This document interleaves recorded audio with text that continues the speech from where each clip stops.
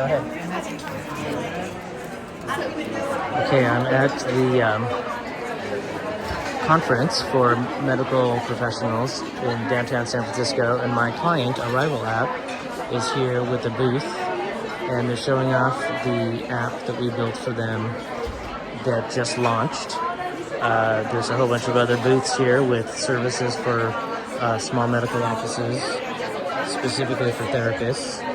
And this app, ArrivalApp, it will let a small medical office or any kind of office have a kind of virtual receptionist where somebody coming to the office can touch the name of the professional that they need to reach, that they're here to see, and then the phone of that professional will get a text message.